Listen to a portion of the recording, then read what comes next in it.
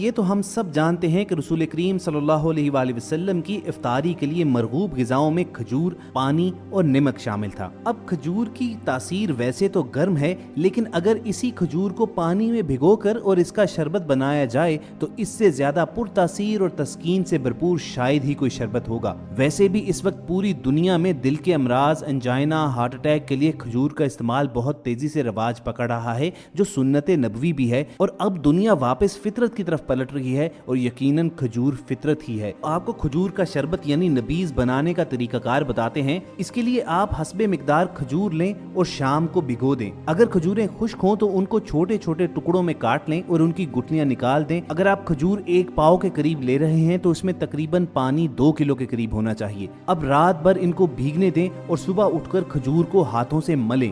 ملتے ملتے تمام کھجور اور اس کے ریشے پانی میں حل ہو جائیں گے۔ اس کے بعد جی چاہے تو چھان لیں اور نوشے جاں کریں، ورنہ بغیر چھانے بھی آپ اسے پی سکتے ہیں۔ اس کے برعکس اگر کھجوریں تازہ ہوں تو انہیں توڑیں یا کاٹیں مت، بلکہ ثابت ہی بھگو دیں اور صبح اٹھ کر انہیں ملیں اور پانی میں اس کے ریشے حل کر دیں اور پھر چھان کر گٹلیاں نکال دیں اور پی لیں۔ اگر آپ چاہیں تو اس کھجور کے شربت میں دودھ بھی ایڈ کر سکتے ہیں، اس طرح اس کی افادیت بھی بڑھ جاتی ہے اور جنت کے 2 میوے یعنی دودھ اور کھجور اکٹھے ہو جاتے ہیں۔ ہم آپ کو پورے یقین کے ساتھ یہ کہہ سکتے ہیں کہ سحری کے وقت کھجور کے شربت کا گلاس پینے والا سارا دن ایسے ہی تر و تازہ رہے گا کہ اسے احساس تک نہیں ہوگا کہ اس کا روزہ ہے۔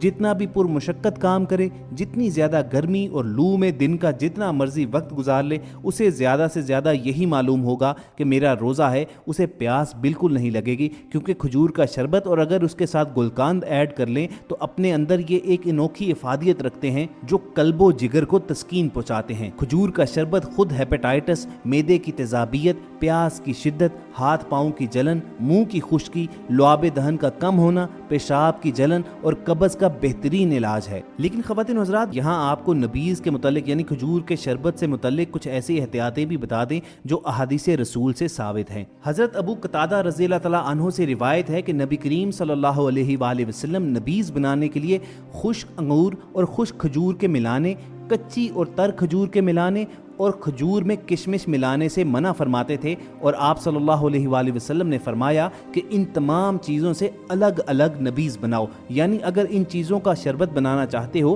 تو انہیں علیحدہ علیحدہ بھگو کر اس پانی کو آپ استعمال کر سکتے ہیں۔ اس کے علاوہ نبیذ کا شربت بنا کر اگر گرمی کا موسم ہے تو ٹھنڈی جگہ یا فریج میں رکھیں۔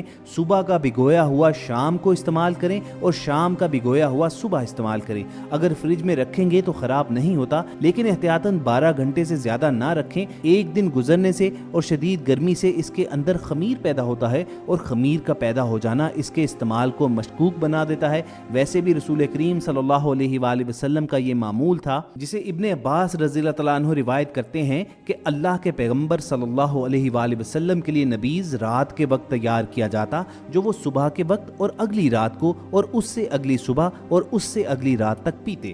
پھر بھی اگر بچ جاتا تو وہ اسے اپنے خادم کو دے دیتے یا پھینک دینے کا حکم دیتے تھے۔ تو خواتین و حضرات، اگر آپ کو بھی گرمیوں میں رمضان کے دوران پیاس کی شدت ستاتی ہے تو فوراً نبیذ کو یعنی کھجور کے شربت کو اپنے معمولات کا حصہ بنا لیجئے۔ انشاءاللہ تعالیٰ العزیز نبی کریم صلی اللہ علیہ وآلہ وسلم کی یہ سنت فالو کر کے آپ ایک واضح فرق ضرور محسوس کریں گے، لیکن جو احتیاطیں آپ کے گوش گزار کی ہیں ان کو ضرور ملحوظ خاطر رکھیے گا، کیونکہ یہ وہ احتیاطیں ہیں جو خود رسول کریم صلی اللہ علیہ وآلہ وسلم نے اپنے صحابہ کو بتائی تھی۔ تو یہ نہ ہو کہ سنت نبوی کو فالو کرتے کرتے آپ رسول کریم صلی اللہ علیہ وآلہ وسلم کے کچھ فرمودات سے روگردانی کریں اور پھر مسائل کا شکار ہو جائیں۔ یاد رکھیے، چھوٹی چھوٹی غلطیاں ہی ہوتی ہیں جو بڑے بڑے مسائل کو جنم دیتی ہیں۔ انہی غلطیوں میں سے ایک چھوٹی غلطی کا ہم یہاں پر ذکر کرنا چاہیں گے جو افطاری کے وقت مسلمانوں کی اکثریت دہراتی ہے، اور وہ غلطی ہے افطار کا وقت ہوتے ہی فوراً اپنے پیٹ میں یخ بستہ ٹھنڈا پانی انڈیل لینا یا شربت پینا۔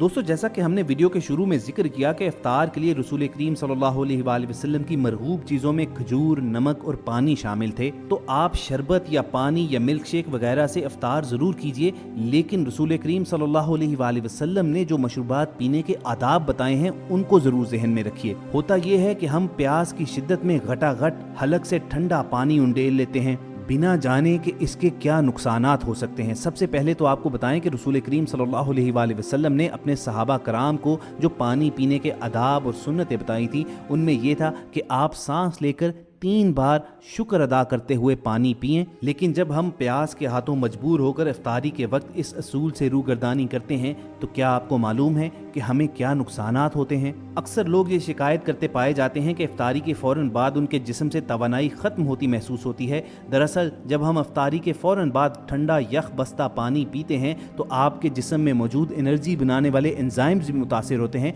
जब आप खाना खाने के बाद भी ठंडा पानी पीते हैं तो वो एंजाइम्स सुस्त पड़ जाते हैं और जिस्म में मौजूद एनर्जी मांद पड़ने लगती है। ठंडे यख पानी से आपके निज़ाम हाजमा में मौजूद खून की शरेयानें सिकुड़ जाती हैं, जिससे निज़ाम हाजमा में मौजूद नमी कम हो जाती है और ये हाजमे के लिए इंतहाई नुकसानदेह बात है। और एक जदीद मेडिकल रिसर्च ने साबित किया है कि जब एक तवील वक्फे के बाद आप ठंडा पानी पीते हैं तो ये इंसान की हड्डियों के लिए भी नुकसानदेह होता है। ठंडा पानी इंसानी दर्जा हरारत को कम कर देता है, जिसकी वजह से हड्डियों तक ठंडक पहुंचती है और फिर जोड़ों के दर्द की शिकायत पैदा हो सकती हैं।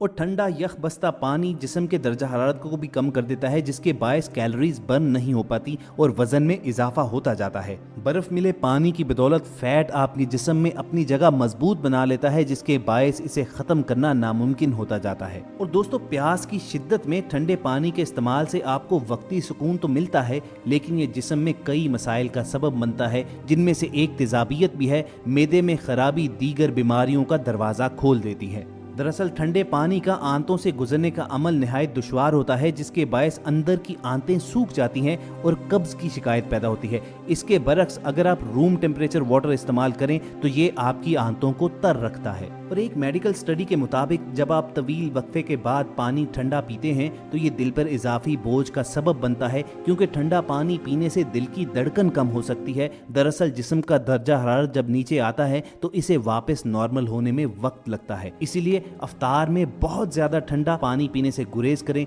वरना आप दिल के मसाइल का शिकार भी हो सकते हैं। और सख्त गर्मी में गला सूख जाने के बाद अगर यख बस्ता पानी पिया जाए तो ये गले की खराबी और गले के बढ़ते हुए मसाइल का सबब बन सकता है। आवाज़ में भद्दापन उम्र से पहले आवाज़ में तब्दीली का बायस बनता है, जबकि इसके बरक्स सादा पानी आपको गले की तकलीफ से बचाता है। इसलिए ख़वातीन हुज़रात, जितना मुमकिन हो सके आप अफ्तार के वक्त ठंडे पानी से गुरेज कीजिए। इसके अलावा केमिकल मिले मशरूबात और कार्बोनेटेड ड्रिंक से भी आप बचें। ये वक्ती तौर पर आपको तस्कीन तो दे सकती हैं, but in the long run ये आपको नुकसान ही पहुंचाएंगी। जबकि आपके पास तिब्बे नबवी से ऐसे खूबसूरत मशरूबात मौजूद हैं जो ना सिर्फ आपकी प्यास बुझाएंगे बल्कि आपकी सेहत के लिए भी निहायत फ़ायदेमंद हैं। और फिर जब आप सुन्नत नबवी समझकर इस पर अमल करेंगे तो अहयाए सुन्नत का सवाब आपको अलग होगा। तो हमें पूरी उम्मीद है जो गुजारिशात आप तक पहुंचाई गई हैं आप इस पर अमल पैरा होंगे। अगर आपको हमारी टीम की ये काविश पसंद आई हो तो इस वीडियो को ज़्यादा से ज़्यादा लाइक और शेयर करके अपने तमाम प्यारों तक पहुँचाइए, ताकि मैक्सिमम लोग इससे इस्तेफादा कर सकें। और अगर आपने हमारी वीडियो पहली मर्तबा देखी है तो रेड बटन पर क्लिक करके और बेल आइकॉन को प्रेस करके सब्सक्राइब करना मत भूलिए, ताकि ऐसी इन्फॉर्मेटिव वीडियोस आपको मुस्तकबिल में भी मिलती रहें।